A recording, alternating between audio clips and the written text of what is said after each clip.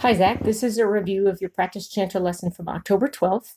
And we reviewed the regular scale, focusing on clean transitions from each note. You want to make sure you're getting clean transitions.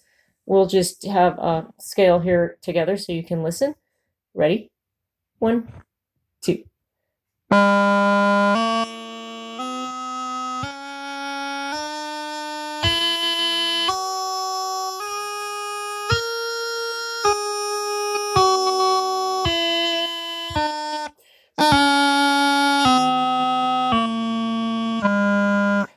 I would recommend playing it with me once at least, but also turning off my recording and playing it on your own and listening for that clean transition sound that we need. And then maybe playing the recording back and comparing. And always checking yourself on that. The next thing we discussed was the G grace note scale. Same comments as on the regular scale. Really need to focus, however, on making sure that the G grace note is the first sound we hear that is heard, that is played in every note transition. So if I'm going from low A to B, right, with a G grace note, I'm on low A, I lift the G grace note finger and the B finger at the same time, drop the G grace note finger when I'm done, like this. What can happen is when we don't lift these fingers at the same time, we can accidentally play a B right after the low A before the G grace note finger is raised. It can sound like this, which is what we don't want. It can go like this. And what that really is an unintended B before the grace note, and we do not want that. So to avoid that, what I like to do is imagine that I'm lifting my high G finger just a touch before the other finger that it's lifting with. I imagine that, and then it always comes out like this. Nice and clean. So that's what you're going to be listening for. Okay, let's do a G grace note scale together from the bottom up and back down. 1, 2.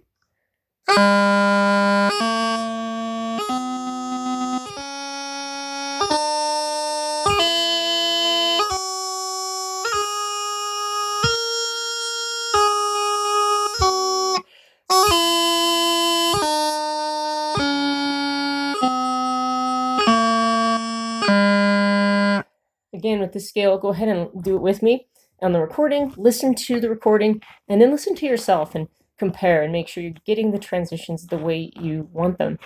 The next thing that we reviewed was the D throw. And with the D throw, I believe that we only practiced it today going from the bottom of the scale up, which is fine.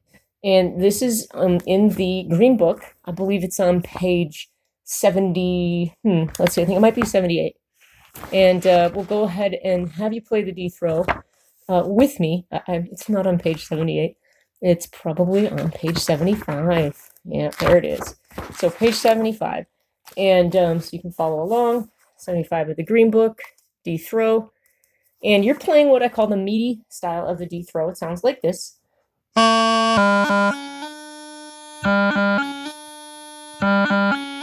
Okay, so we'll start on low A. Ready? Go.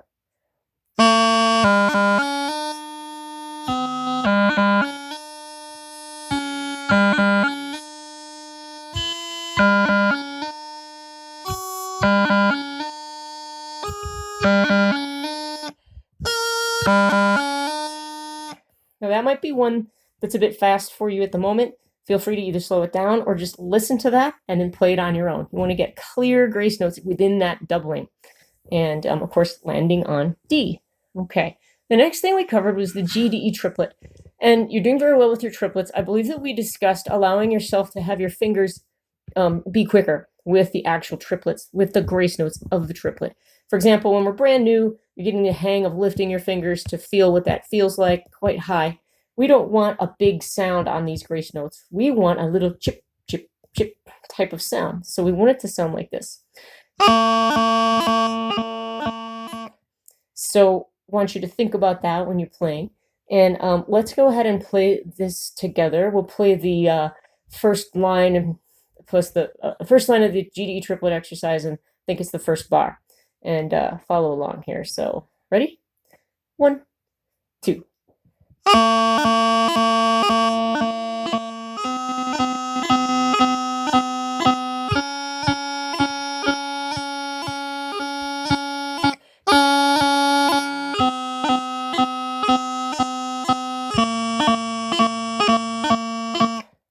Okay, Gde Triplet. The next thing we reviewed was the high A doubling. And this doubling is the one that I gave you a vocalization for to think when you think of when you play it. The vocalization was chili, like that. The is the melody note, the chili is the doubling, and then the extending of the end of the word chili is us holding the last high A. So if you think of the phrase chili, when I'm playing this, you might hear what I'm talking about. Here's an example. Like that.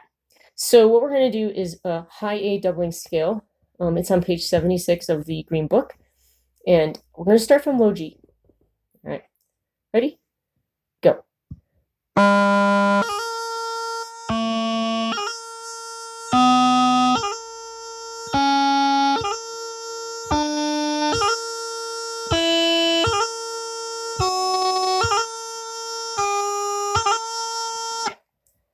All right. The next thing we discussed was exercise 2 of the rhythmic fingerwork book. And this is one that we actually have not done together all the way through, I don't think. And so I'm going to put it on the recording today. Exercise number 2 of rhythmic fingerwork. This is a chance to practice transitions from high hand to low hand to get rid of crossing sounds. Okay? Ready? 1, 2.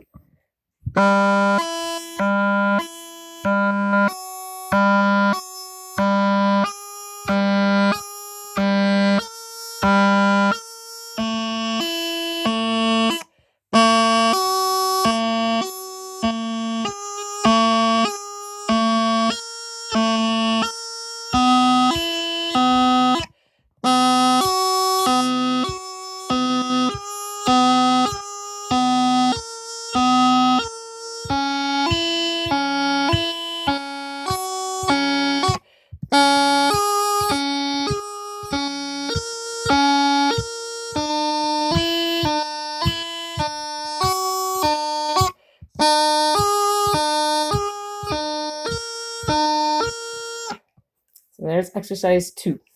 The last thing we discussed was exercise 3. And I didn't actually have a copy for you, but this is exercise 3 from the Rhythmic Fingerwork book. And it's a series of triplets, okay? Top line only of this page. And so I have attached it for you to see. And you're going to go ahead and it sounds like this. Starts on low G, and it goes B, D, and then it does that same triplet again, low G, B, D, and then it goes low A, C, E, low A, C, E. It's very common for triplets to be in this pattern where you play one note and then you go 2 notes above and then 2 notes above that. So we're going to practice this pattern. Ready? Go.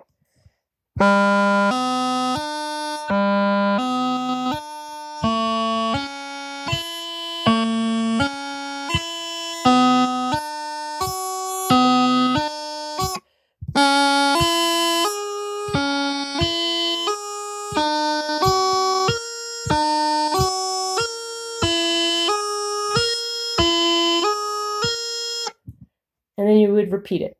I'm offering this right now for you to hear it, and I think it's probably best that you work on this one on your own before playing it with the recording. Happy chantering!